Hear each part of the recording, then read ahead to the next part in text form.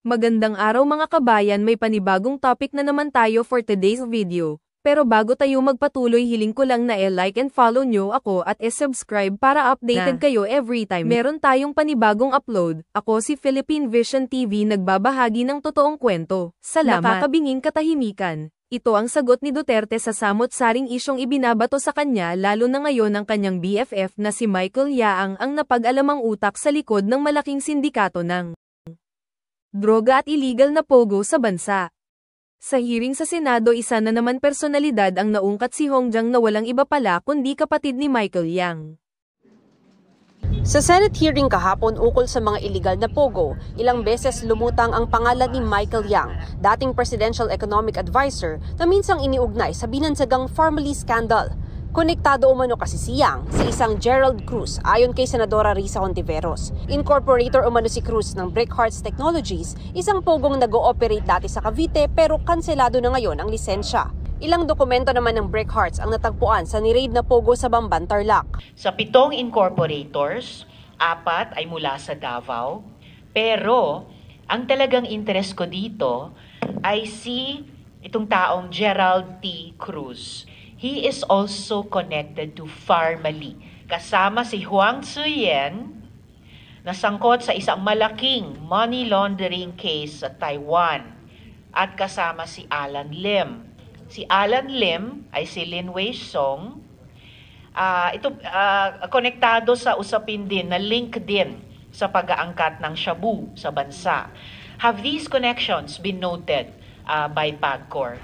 Habang sinusundan namin itong investigasyon laban sa pogo at lumitaw na nga yung connection Gerald Cruz at papuntang Michael Yang, tingnan natin saan tayo dadali ng ebidensya kung this time around makokonekta yung dotted lines hanggang kay Duterte. Kaya tingin ni Hontiveros, posible umanong mastermind si Yang.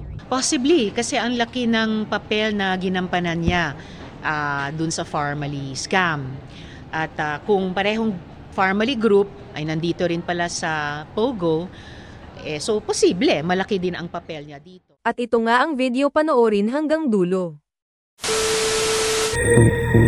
Nakakabinging katahimikan. Ito ang sagot ni Duterte sa samut-saring isyong ibinabato sa kanya, lalo na ngayong ang kanyang Presidential Advisor at BFF na si Michael Yang ang napag-alamang utak sa likod ng malaking sindikato ng droga at illegal na pogo sa bansa. Sa hearing sa Senado, isa na namang personalidad ang naungkat, si Hongjiang Yang. Walang iba pala kundi ang kapatid ni Michael Yang na nadiskubre ng Anti-Money Laundering Council na konektado sa Baofu Land Development Incorporated, kung saan si Bamban Mayor Alice Go ay isang incorporator. Amyangans naman ng Kamara ay imbestigahan kung paano nabigyan ng birth certificate ang mahigit 200 Chinese nationals sa Davao. Nadiskubre ito matapos magtakang mag-apply ng Philippine passport ang isang Chinese national gamit ang peking dokumento sa Davao City. Hinihinalang mula Davao ay pinapadala ng sindikato ang mga ito sa iba't ibang illegal na pogo sa bansa, kabilang ang mga nasa Tarlac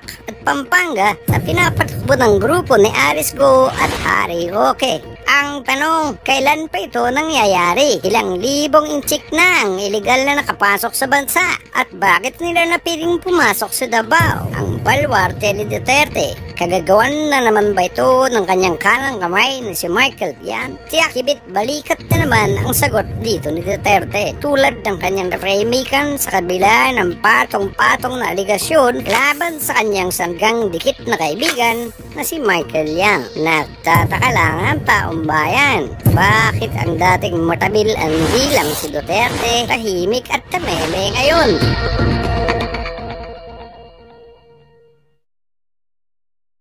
At yun na nga ang topic natin sa video na ito. Ikaw na nanonood ngayon, anong masasabi mo? Comments mo na dyan sa baba. At para naman updated ka sa mga upload ko, don't forget to like and follow.